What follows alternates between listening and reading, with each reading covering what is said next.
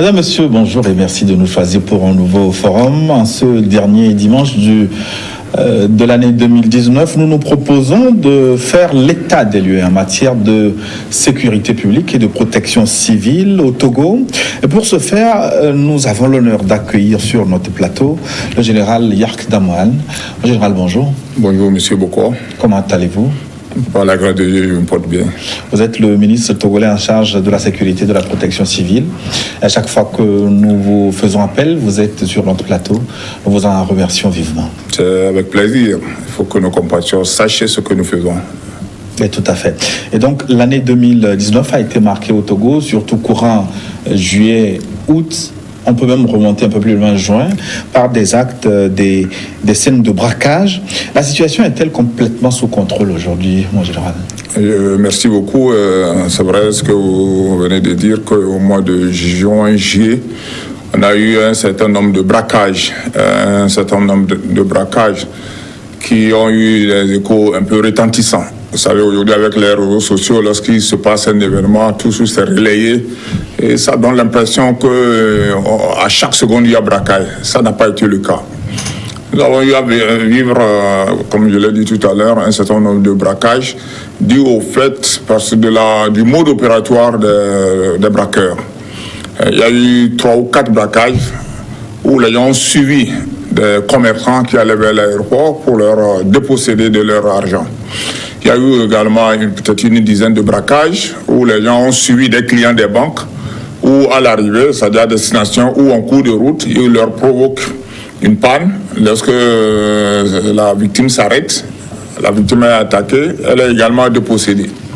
Mais nous avons quand même essayé de mettre un dispositif aussi proche que lointain.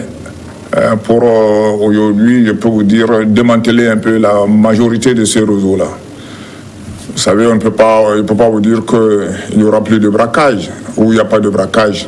Mais ce que nous avons vécu au mois de juin, aujourd'hui, c'est derrière nous.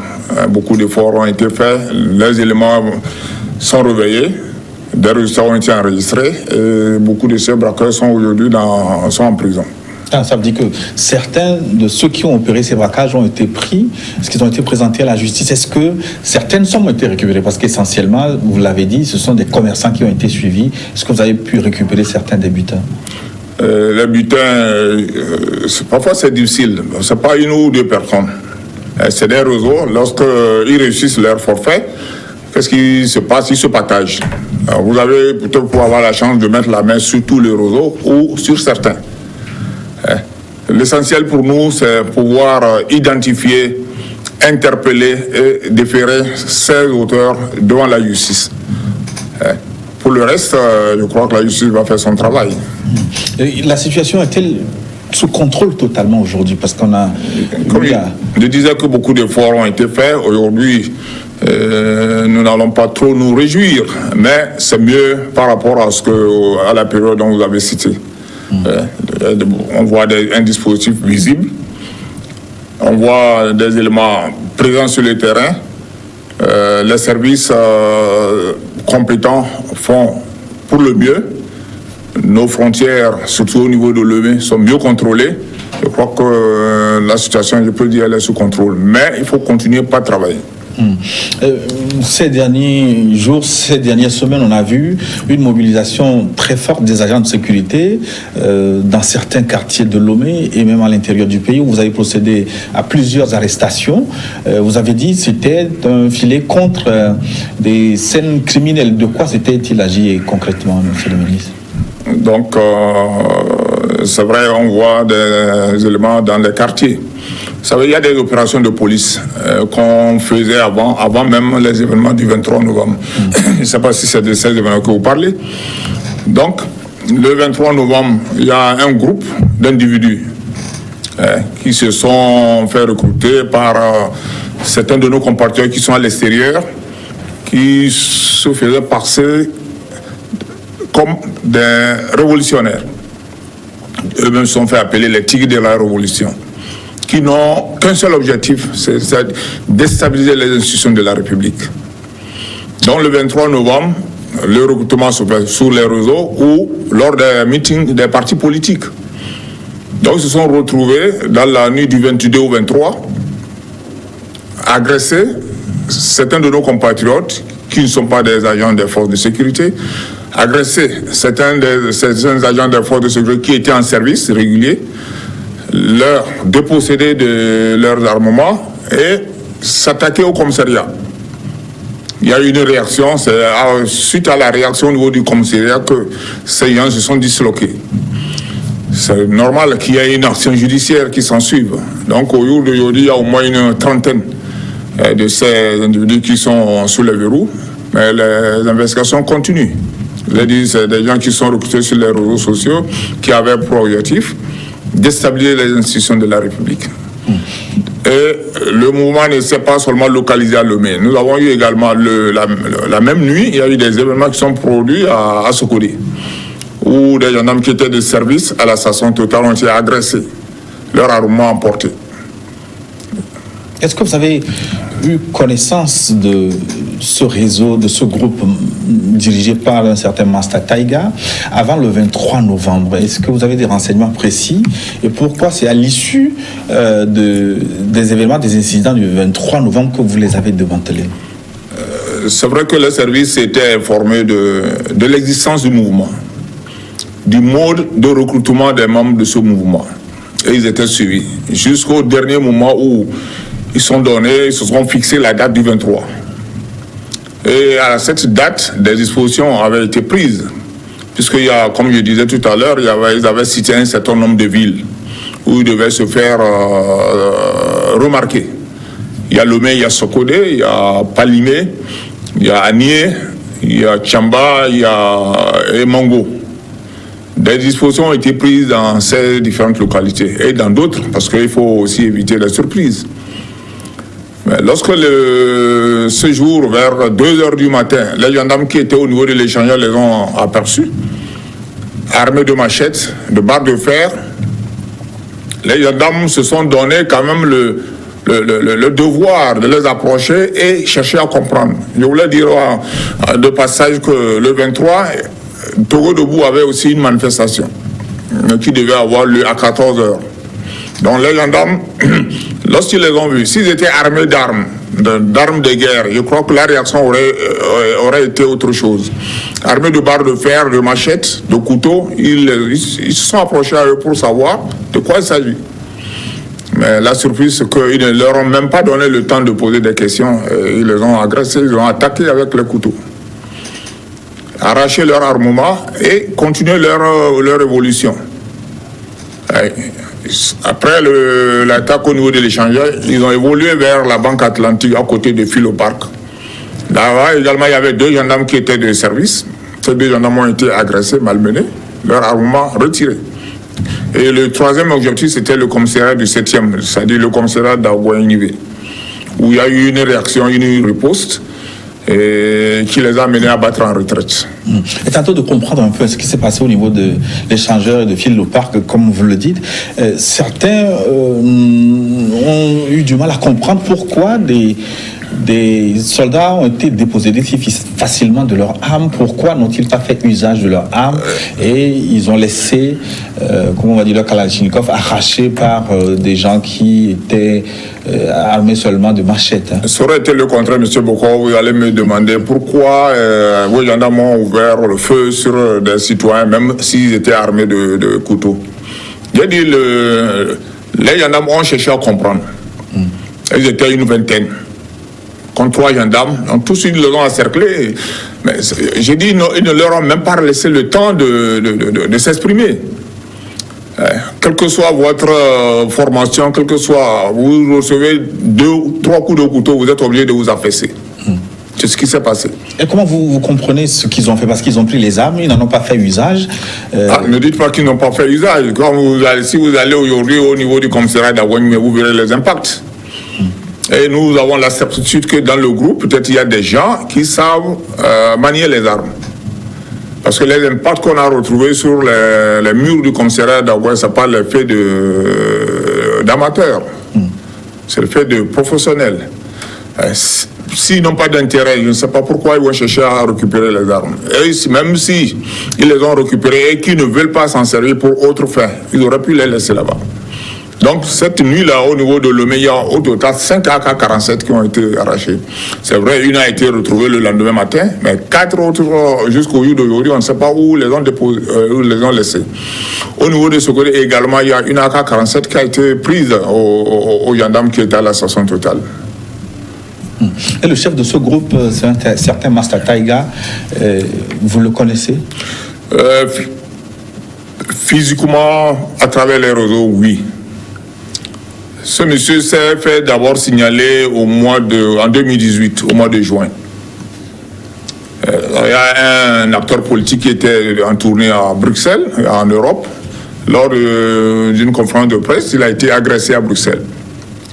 Mais en revoyant les images, nous nous sommes dit, celui-là qui a agressé l'acteur politique togolais à Bruxelles, c'est le même qui revient avec le Coran en main et qui prête serment. Et qui prête serment, justement, on a retrouvé une de ces vidéos. On va demander à la réalisation de nous proposer cette prestation de serment, entre guillemets, de Master Taiga, et le général va répondre à nos questions à la suite. Assalamu alaikum wa rahmatullahi wa barakatuh. To, begana mo mungobu mede soldo Master Taiga na Belgium farande mazame. Mobo alkawli na al-Qur'an al-Karim mavay sumale ndede alkawli woro mogbo kezembu weni woyo ede togolado de fezre ndozana mejele dede ibere rpt unir baka bilemu bu woro abige mali al-Qur'ani kana ku woro mogbo mide sekre mejele rpt uniris kalami chuta al-Qur'ani kalama chuta dodo bilembo go joroz manzami baka manzolo kujunini menjelida kamanzolo wezu kebezo na kede alafia Master Taiga mble na Belgium farande ke uro kunyo nero ikodo lanne yelido ene maname dede kunyo mene efada kujunini sola childa. Donc comme proposé, voilà, Master Taiga dans sa profession de foi, il réaffirme, je me suis fait traduire un peu la vidéo, hein, vous me direz si c'est exact, il proclame sa fidélité, il dit en substance qu'il ne va pas trahir son groupe dans leur idéologie. En soi, on va dire, ce n'est pas criminel. Je vous ai dit tout à l'heure que c'est un groupe qui s'est fait appeler les Tigres de la Révolution, où les membres ont été recrutés soit lors des meetings des partis politiques, d'un parti politique, ou sur les réseaux sociaux. Et ce groupe n'avait qu'un seul objectif, déstabiliser les institutions de la République par une insurrection armée. Il y a des éléments où certains membres lui ont demandé de leur envoyer l'armement. Il dit non, il ne peut pas leur envoyer, c'est pas possible de leur envoyer l'armement, mais de tout faire pour arracher les armes aux forces de défense et de sécurité sur le terrain. Et c'est ce que nous avons vécu là, le 23 novembre. Mais un groupe comme tel qui fait sa propagande sur les réseaux sociaux, on a vu certains des membres faire des déclarations sur Facebook. Cette propagande est suivie des faits. Elle est suivie des faits. Il y a eu des interpellations. Les gens ont reconnu avoir participé aux événements du 23. Donc, ne pensez pas que c'est une propagande sur les réseaux sociaux qui n'avait pas d'objectif. Mais quand vous avez vu certains des membres, les armements qu'ils avaient, leur stratégie, est-ce que c'était sérieux? Est-ce que ça peut déstabiliser un pays comme le Vous savez aujourd'hui, la sous-région a un sérieux problème de sécurité. On voit un individu qui prête serment sur le Coran. Pour tout croyant, ça c'est à prendre comme de l'évangile. Beaucoup ont suivi parce qu'ils disent il ne va jamais trahir. Et leur objectif, c'était aussi, ils ne vont jamais trahir leur objectif. Ils ne vont jamais trahir leur objectif. Vous voulez dire qu'à travers le Coran, il peut manipuler beaucoup de fidèles musulmans pour adhérer à leur... Que ce soit pour les chrétiens ou les musulmans, un livre saint, c'est un livre saint. On ne joue pas avec le livre saint. Il y a beaucoup de jeunes qui ont suivi parce qu'il a juré sur le Coran. Il ne va jamais trahir. Il ne va jamais trahir leur objectif. Et lorsque, je ne sais pas si vous avez l'élément ici, un des siens, quelques jours avant, apparaît, fait également une déclaration pour dire à partir du 23, il demande aux uns aux autres de rester à la maison, eux ils seront sur les terrains. Donc il y a de quoi les prendre au sérieux, c'est pas un groupe qui s'amuse sur les réseaux sociaux. Évidemment, vous faites allusion, donc on a abondamment suivi aussi sur Sibabi sur les réseaux sociaux, fait cette déclaration en langue nationale Amina. On peut écouter un petit extrait aussi sur Sibabi, donc un acolyte de Master Taïga qui s'est donc ouvertement exprimé sur les réseaux sociaux.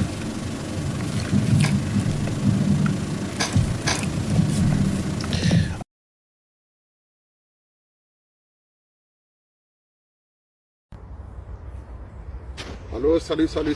Salut, peuple togolais. Peuple togolais, ala na bala des amis.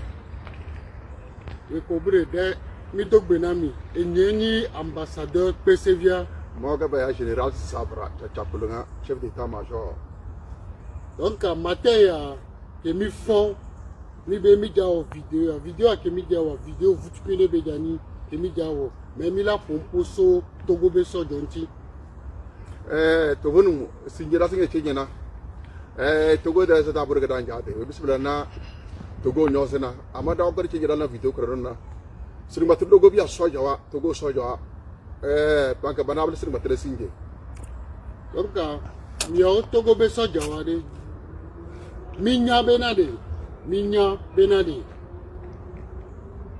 fora ele tomiye inde pekpe ke mi lewo mi mlewe ku mi abe de tio mais mi le de kukunami cette fois-ci mi doit prendre disposition que il a nos peuples à dire donc bien togo soja wa dans le me gafara dono wa togo soja wa na da na togo soja wa na de sira togo soja dans le me gafara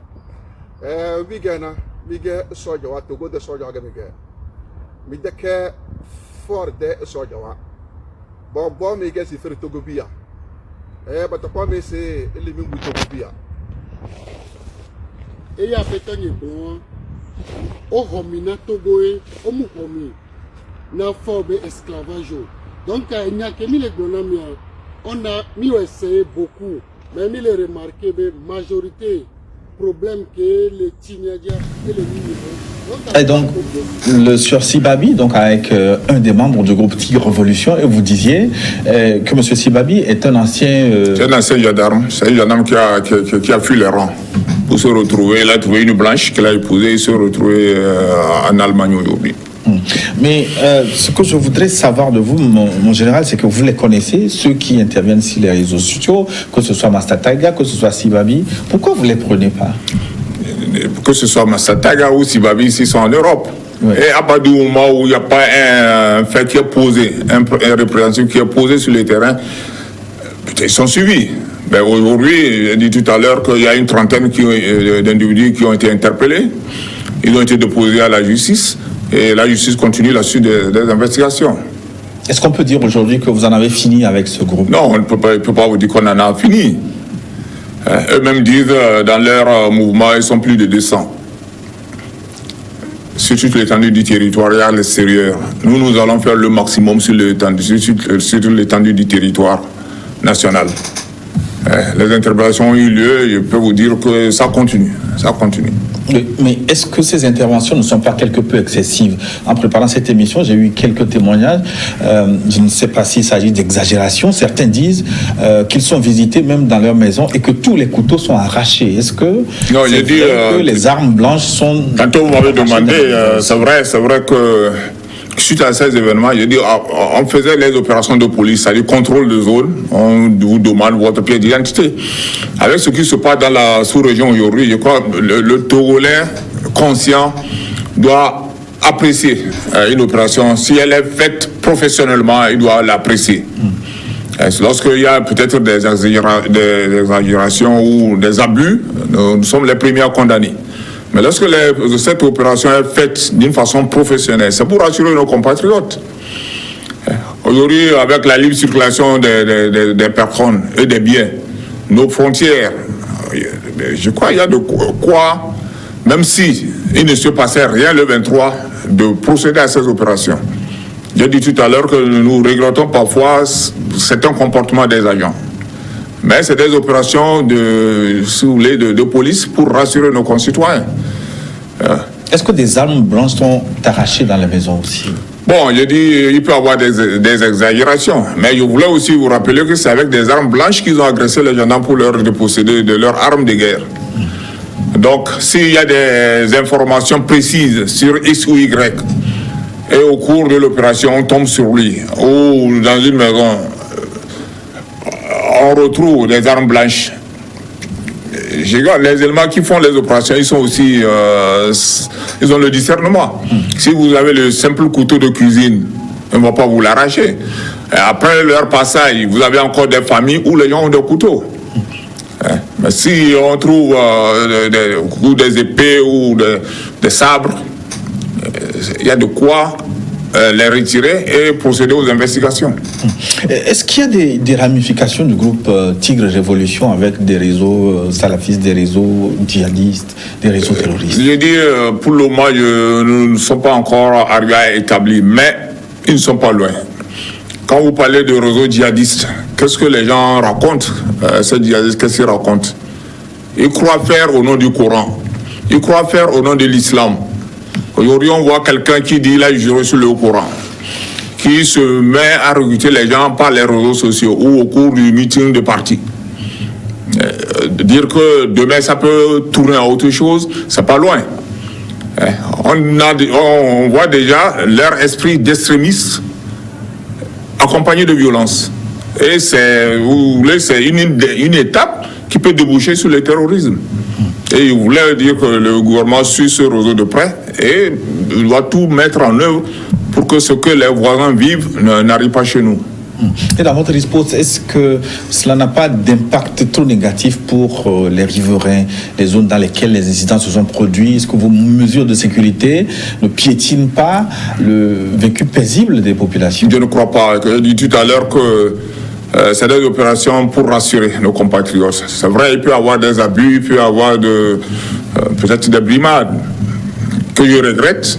Mais lorsque ces opérations sont programmées, elles sont exécutées, nous demandons aux agents de le faire d'une façon professionnelle.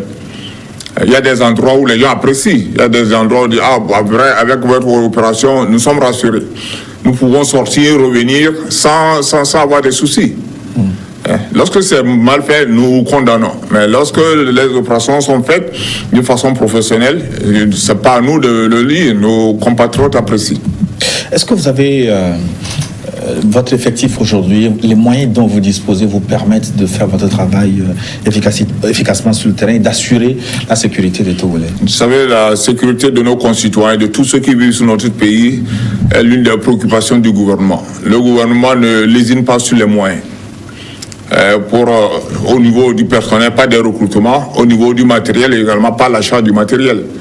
C'est vrai, aujourd'hui, au fur et à mesure qu'on recrute, les services secrets, les nécessités se font sentir. Mais nous avons aujourd'hui quand même un personnel, je peux vous dire, suffisant, du matériel adéquat pour protéger nos concitoyens et protéger tous ceux qui vivent dans notre pays. Quand vous parlez de matériel adéquat, c'est en matière de la gestion des manifestations publiques et de la sécurité de façon générale? Il y a du matériel pour gérer les manifestations publiques pacifiques. Il y a du matériel pour faire face à toute agression armée. Donc le gouvernement ne lésine pas sur ces moyens-là. du matériel pour le renseignement aussi, du matériel pour la surveillance. Je dis le gouvernement est dans son rôle régalien de protéger les Togolais, de protéger tous ceux qui vivent sur notre territoire. Donc, il doit acheter, il doit équiper et il doit former le personnel des forces de défense et de sécurité, les équiper avec le matériel adéquat pour protéger nos concitoyens, pour protéger tous ceux qui ont choisi de vivre dans notre pays. Et donc pour clôturer donc, avec cette phase de sécurité publique, aujourd'hui à la fin de l'année 2019, vous êtes un ministre de la Sécurité qui dort un peu tranquille. Je ne dors pas tranquille, même si nous avons de très bons résultats, nous continuons pas à travailler. Nous continuons pas à travailler sur toute l'étendue du territoire national. Je sais que nos compatriotes aussi contribuent. Et je voudrais, si vous me permettez, leur demander de continuer. Parce que la sécurité n'est pas l'affaire seulement de corps habillés, n'est pas seulement l'affaire du ministre de la Sécurité, mais l'affaire de tout citoyen de bonne foi, tout citoyen honnête. De quelle manière la population peut contribuer justement? La population le fait déjà, on ne leur demande pas grand-chose. C'est-à-dire dire ce que vous voyez d'anormal dans votre quartier, dire ce que vous voyez d'anormal dans votre service, dans votre ville, dans notre pays. Il faut tenir informé les forces régulières sur ce que vous trouvez d'anormal. Vous parlez de dénonciation. Dénonciation, informer les forces de ce qui est anormal sur le territoire. Parce qu'il y a ce que nous appelons aussi dénonciation calomnieuse. Il ne faut pas dénoncer parce qu'il faut dénoncer. Donner la bonne information au bon moment pour assurer tout le monde. Et donc, en matière de protection civile, vous avez initié quelques projets, surtout en matière de sécurité sur la route. Je voudrais qu'on commence par l'opération de contrôle de permis de conduire catégorie A pour les conducteurs de roues. Vous avez sorti un ultimatum, apparemment vous ne l'avez pas respecté. Un ultimatum, le mot est trop fort. Le gouvernement s'est fixé une date pour demander aux usagers, surtout aux usagers des engins en 2 roues, de tout faire pour passer le permis catégorie A. Ça, c'est eu égard au nombre d'accidents sur nos routes, au nombre de blessés et de morts sur nos routes, surtout provenant des utilisateurs, des usagers des engins en 2 roues. Le gouvernement s'est fixé la date du 1er décembre. L'annonce a été faite au mois d'août. Et on a senti que nos compatriotes ont adhéré à cette mesure. Il y a eu pas mal d'engouement au niveau des services des transports routiers. Des gens qui ont manifesté leur intérêt de passer le permis. Aujourd'hui, le service, je ne dirais pas que le service est débordé, mais les dossiers sont très nombreux et il faut traiter les dossiers. Le gouvernement également avait promis former les usagers avant de leur faire passer le permis et le faire gratuitement. Donc vous êtes conscient avec toutes ces mesures, il y a des milliers de nos compatriotes qui sont volontaires pour passer le permis. Donc le gouvernement, vu cet engouement, vu le nombre de dossiers déposés qui dépasse plus de 60 000, seulement au niveau de Lomé. Il y a également l'intérieur. Le gouvernement s'est donné une nouvelle date du 30 avril pour procéder au contrôle. Nous pensons, avec cette mesure, même en attendant que les gens passent, le seul fait d'avoir appris, d'être formé, d'apprendre quelque chose en cours de la route, ça les amène à mieux se comporter qu'avant sur les routes. Et ça réduit sensiblement le nombre d'accidents et le nombre de morts sur nos routes. Et donc, du 30 novembre, on passe aujourd'hui au 30 avril. 30 avril est le délai pour procéder au contrôle. Et au contrôle peut-être suivi de répression, au cas où l'intéressé n'a pas son permis.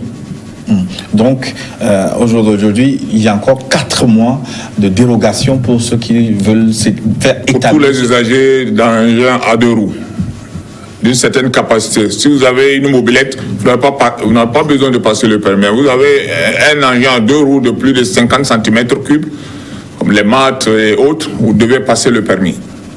Et le 30 avril, qu'est-ce qui va se passer? Vous contrôlez, vous allez retirer les motos?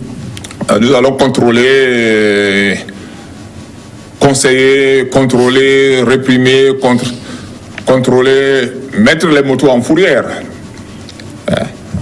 Pas pour mettre en fourrière, mais pour dire à l'usager, vous avez suffisamment du temps pour passer le permis pour votre propre vie, rouler en sécurité et rouler aussi en préservant la vie de nos concitoyens, ceux qui ne seront pas sur votre engin.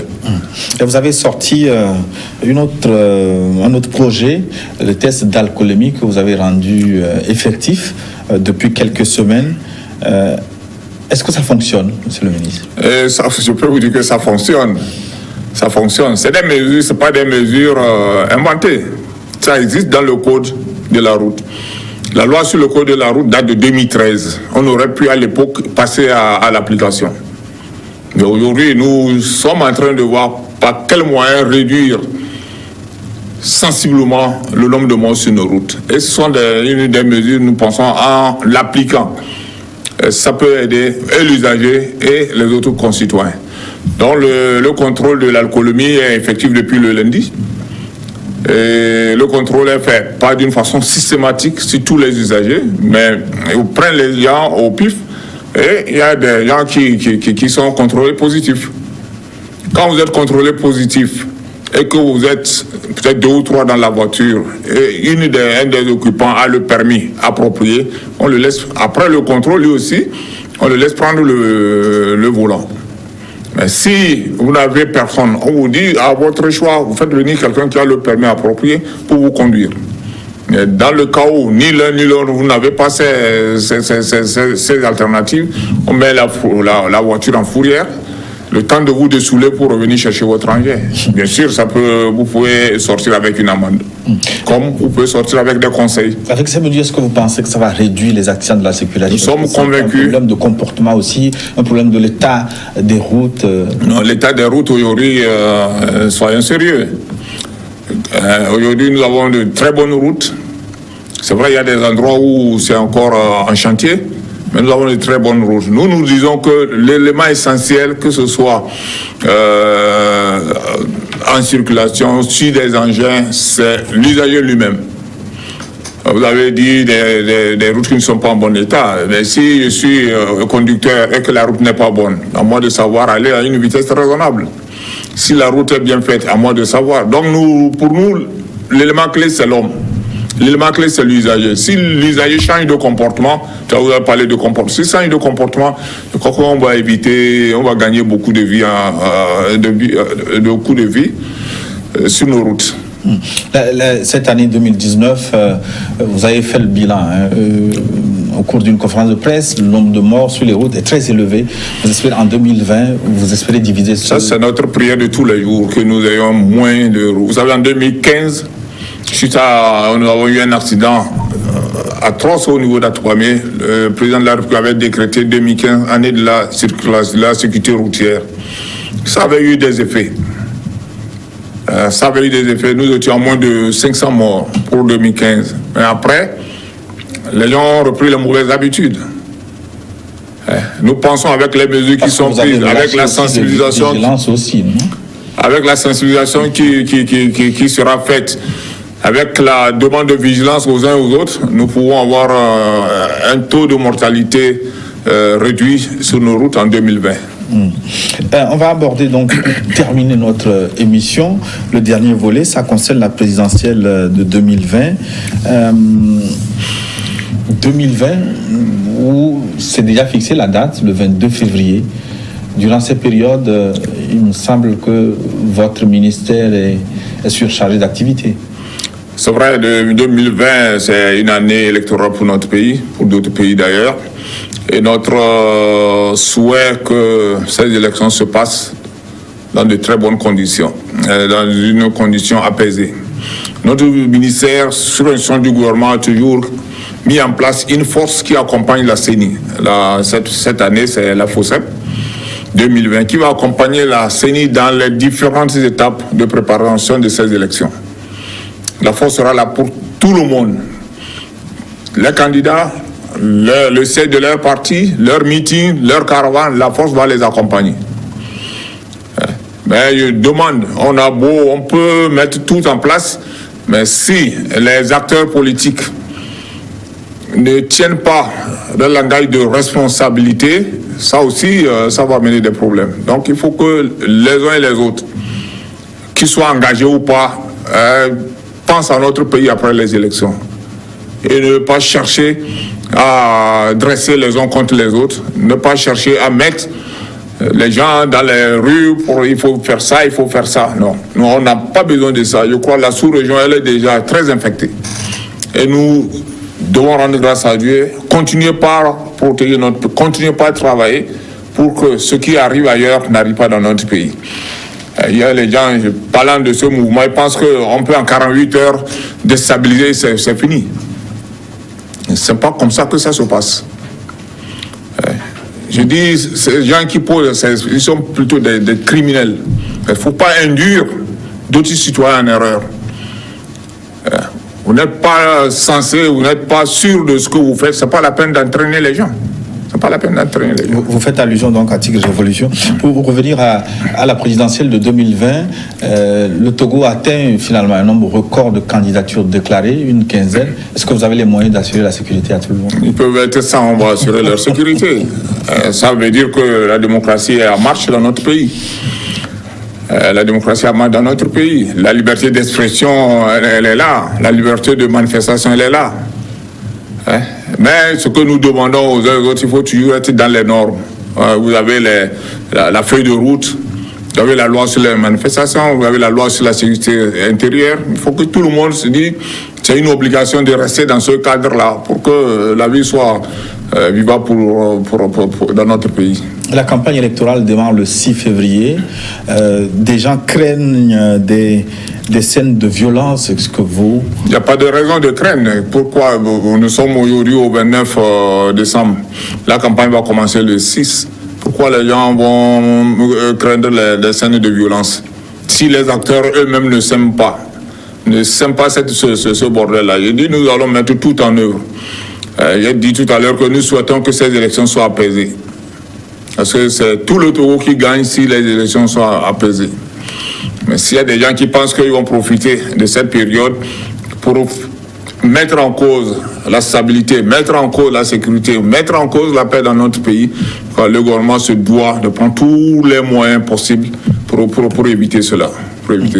D'abord, pour les élections, il y a ceux qui veulent y aller, il y a ceux qui souhaitent le boycott. Vous avez écouté certainement il y a quelques jours le leader du PNP, Tikuya Tchadam, se prononcer par rapport à ces élections. Ça veut dire que certains sont dans la logique aussi de ne pas voir se tenir cette élection. Non, c'est un choix. Nous sommes en démocratie. Il y a élection. Vous participez ou vous ne participez pas. Si vous voulez boycotter, vous restez chez vous. Mais si vous voulez boycotter en empêchant l'organisation ou la tenue, en ce moment, vous avez des problèmes avec la loi. C'est un choix. Vous participez ou vous ne participez pas.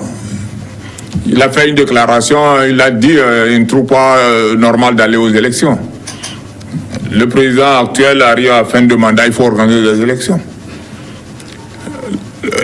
Il sera encore le premier à vous dire pourquoi on n'a pas organisé des élections après 5 ans. Donc je demande à nos compatriotes d'être vigilants. Il ne faut pas que quelqu'un aille rester dans un trou quelque part et il se met à induire les gens en erreur. Ce n'est pas normal. Nous n'avons pas le droit de faire ça. Nous n'avons pas le droit de faire ça. Donc, vous avez suffisamment de moyens pour vous occuper de ceux qui veulent boycotter, peut-être de façon active. Non, ils veulent boycotter, ça ne va pas nous demander grand-chose. Il boycotte, il reste chez lui. Il ne fait pas de meeting, il ne fait pas de caravane, il reste chez lui.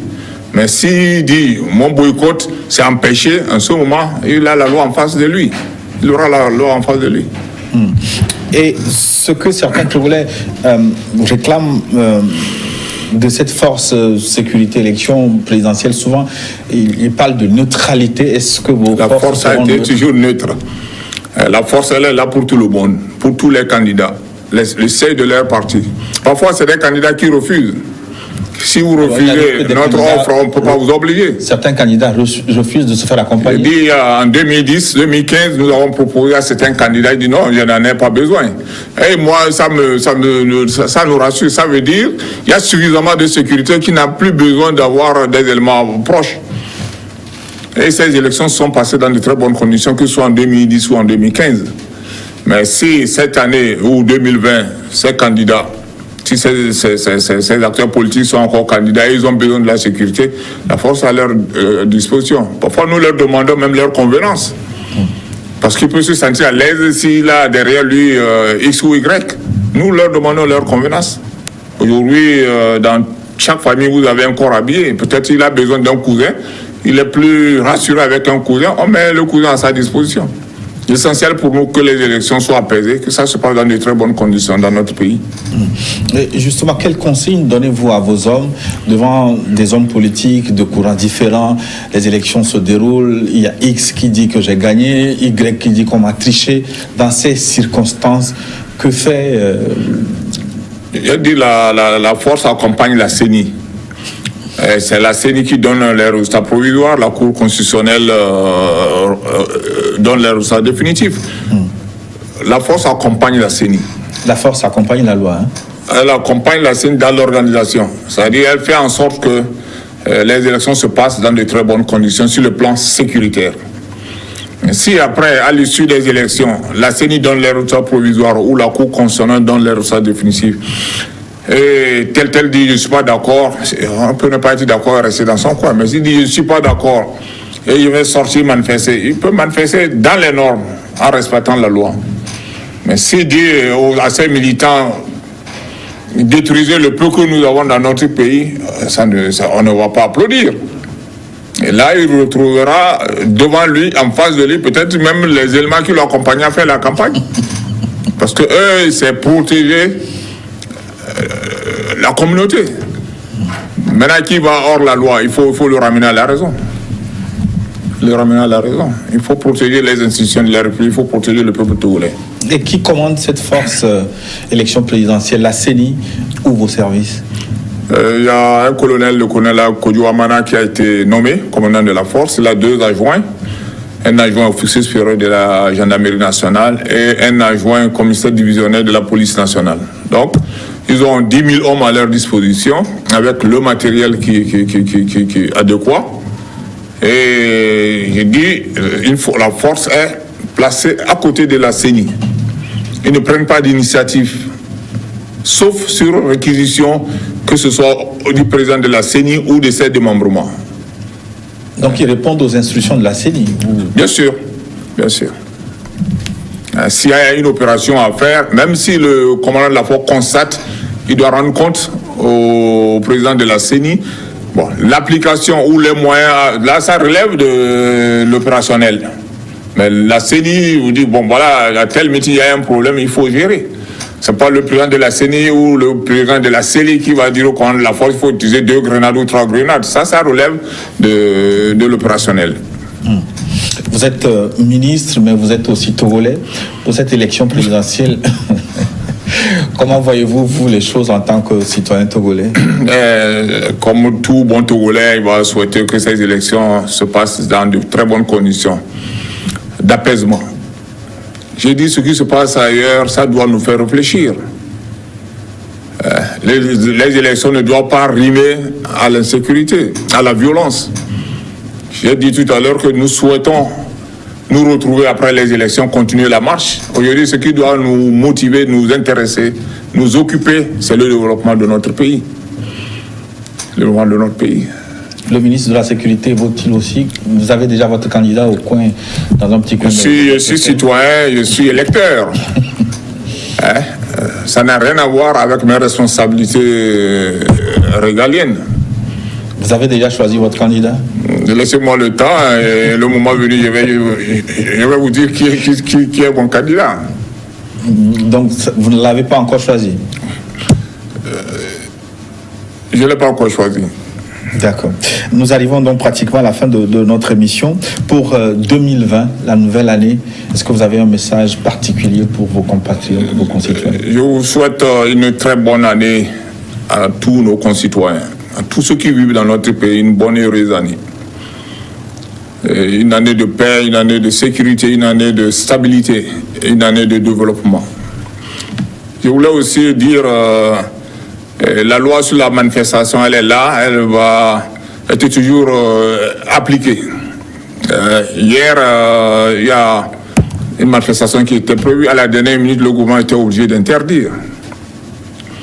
Pourquoi à la dernière minute? Parce qu'il y a eu, j'appelle ça de l'escroquerie politique. Une association apolitique qui introduit une lettre d'information pour une manifestation et qui, en moins de 24 heures, est récupérée par des activistes politiques. C'est de l'escroc, c'est pas normal. C'est pas normal. Oui, mais le mouvement peut être soutenu par d'autres organisations. Non, la loi dit il y a 3 signataires. Il y a 3 signataires. Ils ont envoyé la correspondance au ministre. Le ministre a étudié. Il leur a donné le feu vert. 24 heures après, c'est un autre individu qui apparaît et dit voilà, il a obtenu. Il n'a même pas une base légale.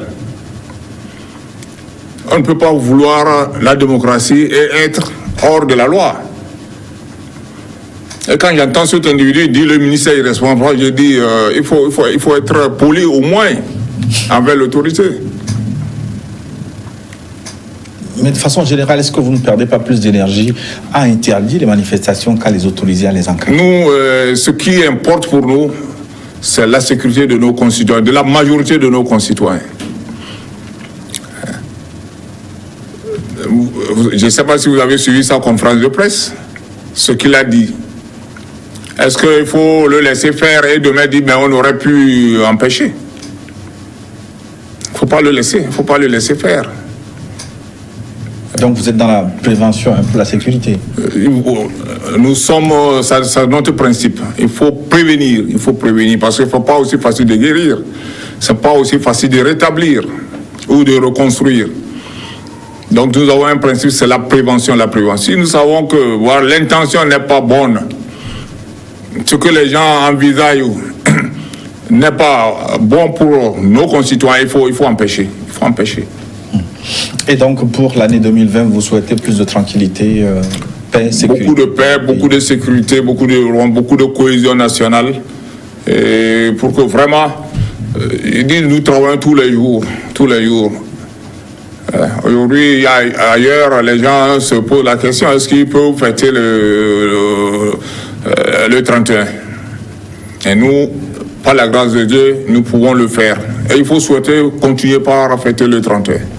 Et nous arrivons à un moment parce à cause de l'insécurité, à cause de l'instabilité, on ne voit même pas la date de fête arriver. Il ne faut pas souhaiter cela. En général, merci. New World vous souhaite une bonne, heureuse année 2020 également. Merci beaucoup. Bonne, heureuse année à vous aussi. Et je vous souhaite vraiment bon courage. Et mes félicitations. Merci, mon général. Merci beaucoup. Nous arrivons donc à la fin de notre première partie de notre forum.